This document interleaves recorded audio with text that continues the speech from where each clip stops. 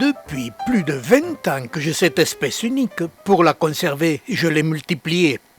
Et le surplus de mes semis, j'en faisais cadeau à des amis. Mais je gardais aussi plusieurs pieds de ce melocactus, Martinicus variété céphalore. Certaines plantes sur leurs propres racines, mais c'était aussi l'occasion d'essayer plusieurs porte-greffes. Ce qui me permettait d'observer la réaction sur ces différents porte-greffes et d'acquérir des connaissances et une expérience de greffage sur les melocactus. Sur l'un de ces sujets, greffé sur Cereus jammacarus, j'observais un développement anormal. Un jeune rejet était apparu en même temps que le développement du céphalium, et celui-ci se développait en formant des cercles.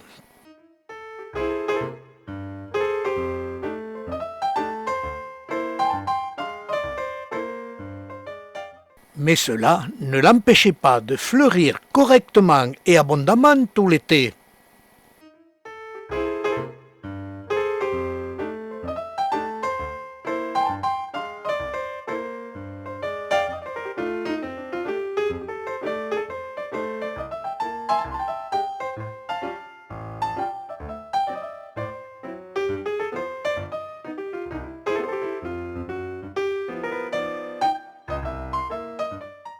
Puis le centre du céphalion formait un entonnoir très profond, qui laissait apparaître des touffes de poils, denses, volumineuses et peu nombreuses. Et le jeune rejet, qui était apparu en même temps que le développement du céphalium, développait lui-même son propre céphalium. Et pour ce rejet, le développement du céphalium semblait normal. Et il n'en était pas de même pour le céphalion central, dont la floraison est vraiment anormale. Elle était très copieuse. Normalement, la floraison se développe en cercle. Mais là, les fleurs se développaient dans un désordre indescriptible.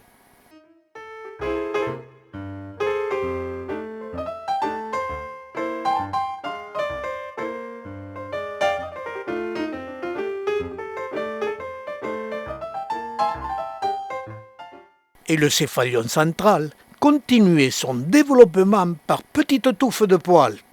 C'est là un développement du céphalion anormal. Et par la suite apparaissait une autre curiosité. Sur la base du céphalium, cela ressemblait au développement d'une crustation. Enfin, j'allais encore avoir quelque chose d'unique. Dans la nature, les crustations des céphalions sont très rares et qu'elles se développent en collection et sur un sujet unique. Cela devenait encore plus rare. Et je surveillais le développement de cette crustation. Elle ressemblait à un hamburger.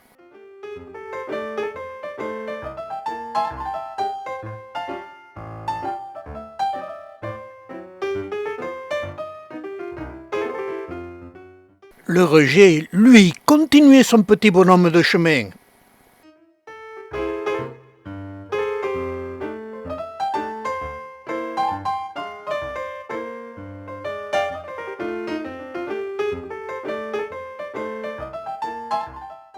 Et le sommet du céphalium central continuait son développement par grosses touffes de poils.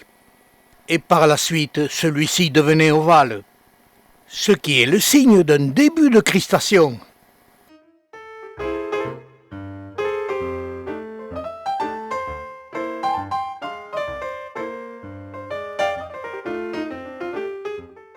Et la crustation sur la base du céphalion se mettait à fleurir, ce qui est peu courant pour les crustations, et cela finissait par me donner une image curieuse, avec un céphalion central qui développait un début de crustation sur sa base et sur son centre. Le céphalion du rejet a toujours un développement normal.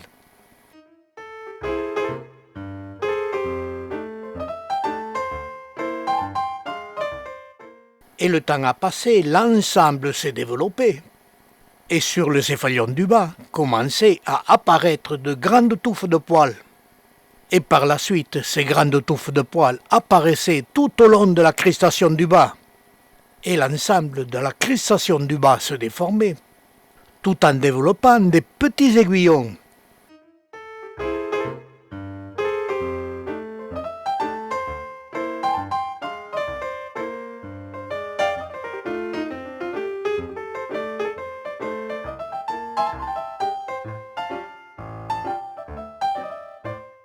Et petit à petit, ces grandes touffes de poils sont devenues des petits céphaliomes qui se sont développés tout au long de la cristation du bas du céphalium, ce qui a fini par donner un céphalium à 12 têtes.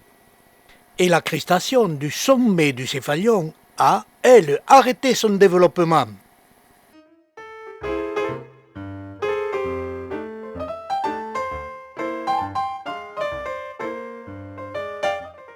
Mais l'histoire n'est pas terminée.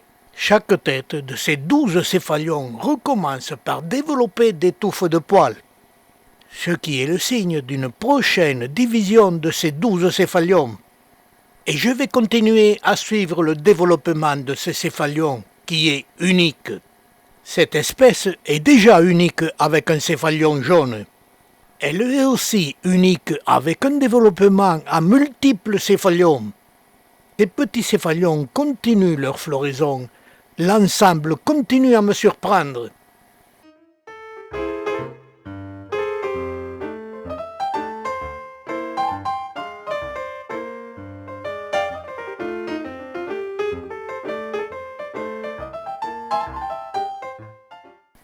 Car il semblerait qu'il y ait dans le développement des céphaliums une véritable anarchie. Depuis plus de 40 ans, je m'étais spécialisé sur l'ensemble des plantes à céphalium. Et enfin, me voilà récompensé avec un céphalium jaune qui va devenir un Cephalium monstruosus. Et je vais suivre sa progression. Je vous invite tous à y participer. Envoyez 20 photos et vous recevrez l'Arche de Noé des images des plantes succulentes.